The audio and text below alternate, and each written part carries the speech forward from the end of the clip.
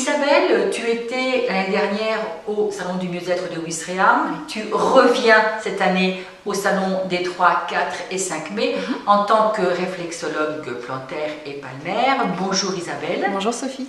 Alors depuis un an, est-ce qu'il y a des choses qui ont changé dans ta pratique et dans ce que tu es toi?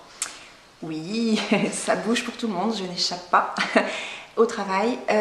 Oui, je me suis formée à la lecture morphopodologique et la lecture d'empreintes. Donc ça donne un outil de développement personnel à travers les pieds pour aller chercher plus en profondeur les émotions qui sont cristallisées en nous, qui peuvent nous mettre des blocages dans notre vie. Ça nous apporte une compréhension de soi, donc tout un travail.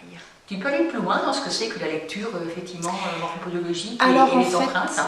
Oui, alors la lecture morphopodologique, c'est-à-dire souvent on me dit « Oh, comment tu fais pour travailler avec des pieds? C'est moche, ça sent mauvais, un pied c'est un pied. » Eh bien non, on a tous, tout comme notre iris est différent, on a tous des pieds différents, donc il existe plusieurs formes de pieds qui vont tracer en grande ligne notre caractère, notre façon d'être, mais c'est surtout que nos pieds...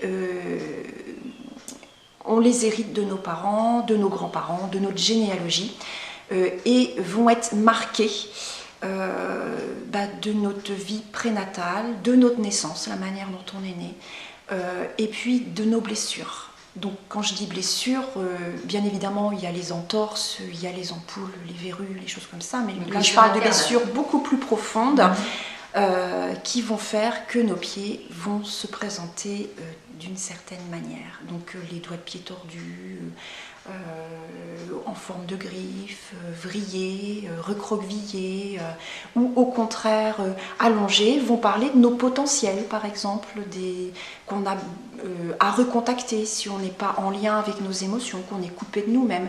Il y a énormément de choses à voir sur un pied.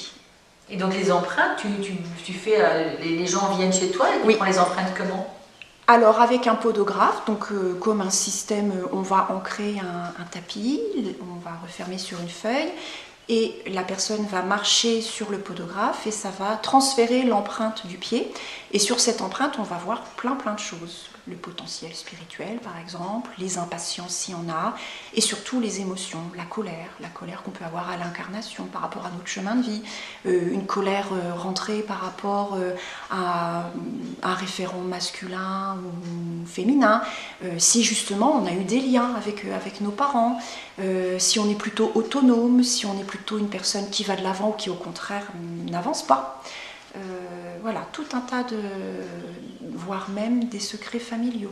Alors une fois que tu vois ça, que tu as posé ça, comment tu travailles avec les gens? Tu fais dans de la réflexologie à partir de ça ou tu fais différemment? Alors l'un et l'autre peuvent être pratiqués ou reçus indépendamment, mais le but est de travailler sur soi. Il faut vraiment être en recherche de compréhension. Pourquoi il y a quelque chose qui bloque en moi? Pourquoi est-ce que je ressens une colère ou une tristesse depuis longtemps, etc.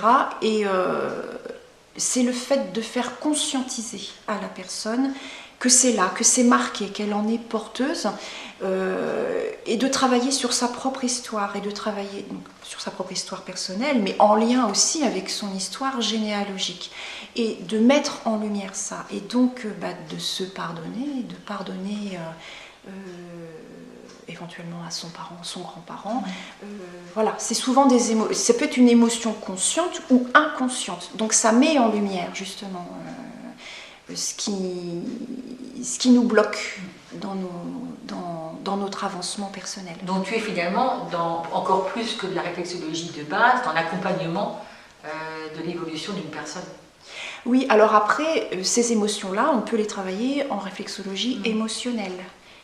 Où ça va être un toucher réflexologique différent, de façon à alléger, à conscientiser, mettre en lumière et alléger encore plus. C'est vraiment un travail, un outil de développement personnel.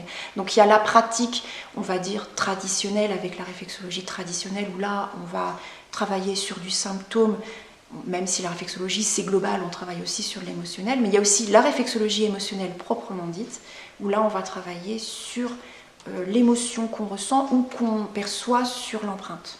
Alors au salon de Ouistreham et Marbella, du mieux-être, tu proposeras quoi? les deux. Les deux, puisque je suis d'abord réflexologue et la lecture d'empreintes peut interpeller quelqu'un qui n'a pas forcément envie de recevoir une réflexologie traditionnelle. C'est... Comment dire? Donc tu auras ton matériel pour faire les empreintes, tu pourras Oui, le faire je compte l'emmener, D'accord. effectivement. J'ai envie d'éveiller la curiosité, j'ai envie que ça interpelle, qu'on me pose des questions et semer une petite graine, être éveilleuse un petit peu. Voilà, que les gens sachent qu'il existe cet outil-là. Il en faut pour tout le monde. Alors on va te retrouver donc au salon, je crois qu'avec curiosité, je pense que ça va intéresser beaucoup de personnes parce que c'est vrai que imaginez qu'on lit beaucoup de choses dans un pied, c'est pas évident. Merci beaucoup Isabelle et puis Merci, à très très bientôt. À bientôt.